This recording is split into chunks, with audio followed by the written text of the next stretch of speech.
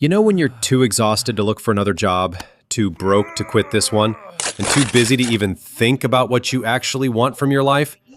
And somewhere in the back of your mind, you're wondering if this is just what being an adult feels like. This constant state of barely surviving, barely sleeping, barely existing beyond the work that's consuming you. Welcome. You're not weak. You're not failing. You're not the problem. You're trapped in a pattern that's designed to keep you exactly where you are. Too tired to leave, too scared to stay, too worn down to fight. Here's what nobody tells you about being overworked and underpaid.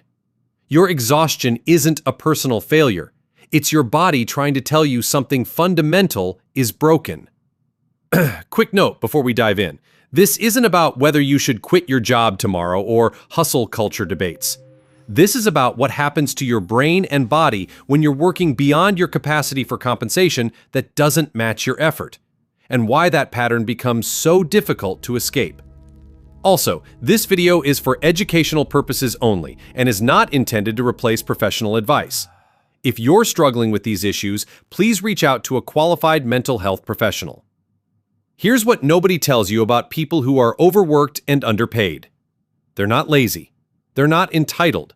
They're not asking for too much. They're experiencing something that happens when your nervous system realizes the math doesn't work. When your brain understands that no amount of hard work will actually change your situation. Think about the last time you got a raise.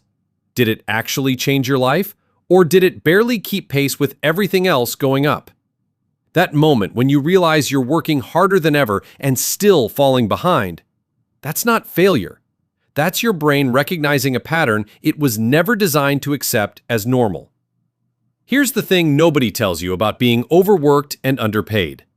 When you're chronically exhausted and financially stressed, your brain shifts into survival mode. And in survival mode, your capacity for long-term thinking basically shuts down. You know that voice that says, just find a better job, or just save more money? That voice doesn't understand that decision fatigue is real. That when you're using all your mental energy just to get through the day, you literally don't have the cognitive resources left to plan and escape. Think about a software engineer working 60-hour weeks, coming home too exhausted to update their portfolio or learn new skills or even browse job listings. It's not laziness. Their prefrontal cortex, the part responsible for planning and decision-making, is running on empty. The stress hormones from chronic overwork actually impair the exact cognitive functions you'd need to change your situation. And here's what makes this particularly insidious. Your brain starts rationalizing to protect you from the psychological pain of feeling trapped. It tells you this is temporary, tells you everyone else is handling it fine, tells you maybe you're just not working hard enough, tells you anything except the truth, that you're caught in a pattern designed to keep you too depleted to leave. But then there's something else happening that makes this even more complex. You've been psychologically conditioned to feel guilty about basic human needs: rest, boundaries, fair compensation, time for yourself. Think about how you feel when you leave work exactly on time, or take your full lunch break, or use your vacation days. There's this weight, this sense that you're somehow letting people down, being lazy, not pulling your weight. That guilt isn't natural, it's programmed. Productivity culture has spent decades convincing you that your worth is tied to your economic output, that rest is something you have to earn, that exhaustion is a badge of honor rather than a warning signal. And here's the truly brilliant part. It makes you police yourself. You don't need a boss standing over you when you've internalized the message so completely that you're doing it to yourself. Here's a number that'll make you angry. Worker productivity has increased over 60% in the last 4 decades, while wages have stayed essentially flat when adjusted for inflation. You're producing more value than any generation before you, and you're being compensated less for it in real terms. But instead of recognizing this as a systemic problem, You've been trained to see it as a personal failing, to think maybe you just need to work harder, be more grateful, stop complaining. Now here's where it gets even more concerning. When you're overworked and underpaid for months or years, your body doesn't just feel tired, it fundamentally changes how it operates. Chronic stress keeps your cortisol levels elevated, affecting everything from your immune system to your sleep to how your body processes fat. That exhaustion you feel isn't just mental, it's cellular. Your body is keeping score even when your mind has learned to normalize the abnormal. Those tension headaches, that brain fog, that feeling like you're always getting sick, that difficulty sleeping even though you're exhausted, those aren't separate problems, they're your nervous system operating in crisis mode. And here's what makes this particularly insidious. You stop noticing. The baseline shifts. Exhaustion becomes your normal, and you forget what feeling rested even feels like. And the cruel part? This physical depletion makes it even harder to escape the pattern. You're too tired to job search, too foggy to interview well, too burned out to take risks, too worn down to advocate for yourself. And here's what makes this particularly revealing. When you look at the pattern, productivity up, wages flat, workers more exhausted than ever, you start to realize this isn't accidental.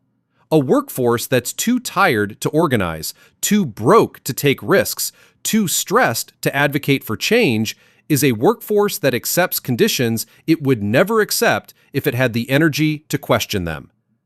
So what can you actually do? Here's something practical. Start tracking your actual hours versus your compensation, not to make yourself angry, but to see the pattern clearly. When you can look at the numbers objectively, hours worked, value produced, compensation received, it becomes harder for your brain to convince you that you're the problem. Document when you're working off the clock, when you're answering emails at 10 p.m., when you're skipping lunch.